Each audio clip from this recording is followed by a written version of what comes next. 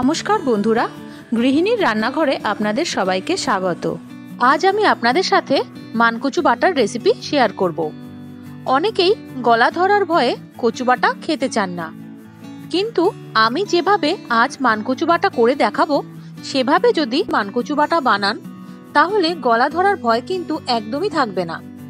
তাহলে চলুন দেরি না করে রেসিপিতে চলে যাই। প্রথমেই কচুটাকে নিয়ে যতটা পরিমাণ লাগবে সেটা কেটে নেব। এবার এর খোসাটাকে ছাড়িয়ে নেব।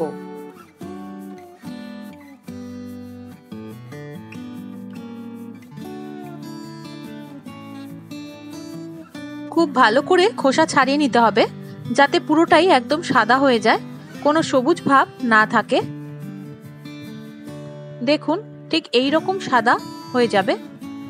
এবার এরকম ধরনের একটা কাটার নিয়ে তার মধ্যে কচুটাকে ঘষে নেব।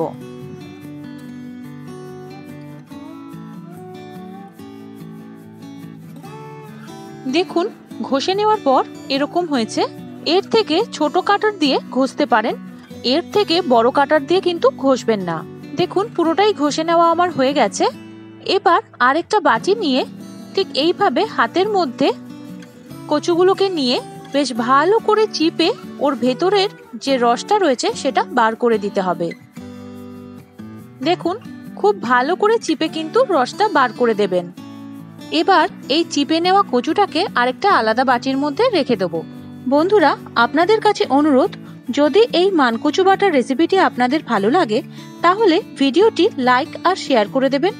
আর এখনো যদি আমার চ্যানেলটি সাবস্ক্রাইব না করে থাকেন তাহলে চ্যানেলটি সাবস্ক্রাইব করে পাশে থাকবেন। এখন বাকি কচুটাকেও ঠিক এই একই রকম ভাবে ভালো করে চিপে ওর ভেতরের রসটা বার করে দিতে হবে। মানে ওর ভেতরে যে কাঁচা রসটা রয়েছে সেই রসটাকে এরকম ভাবে ভালো করে চিপে বার করে দিতে হবে। ভালো করে চিপে রস বার করার পর কচুটা ঠিক এই রকম হবে দেখতে। এবার একটা মিক্সির বাটি নিয়ে কচুটাকে ওর মধ্যে দিয়ে দেবো। এখন এর মধ্যে একে একে দিয়ে দেব সাদা সর্ষে। আমি এই সাদা সর্ষেটা আধা ঘন্টা জলে ভিজিয়ে রেখেছিলাম। এরপর জলটা সম্পূর্ণ ছেঁকে নিয়ে এর মধ্যে এটাকে দিয়ে দেব। আপনারা চাইলে কালো সর্ষেও ব্যবহার করতে পারেন। অনেক সময় কালো সর্ষের খোসার জন্য অনেকেই খেতে চান না, পেটে হজম হতে চায় না অনেকের, সেই জন্য আমি সাদা সর্ষে ব্যবহার করছি।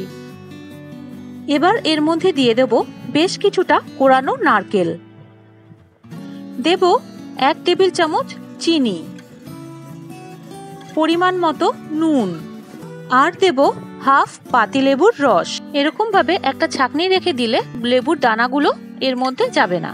এখন দেব 2 টেবিল চামচ সর্ষের তেল,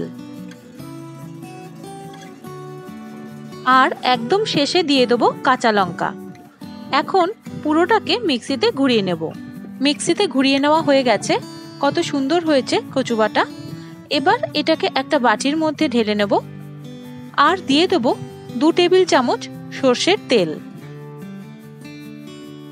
এখন একটু নেড়ে সর্ষের তেলটা মিশিয়ে নেব। ব্যাস রেডি মানকচু বাটা। নিশ্চিন্তে খান, একটুও গলা ধরবে না।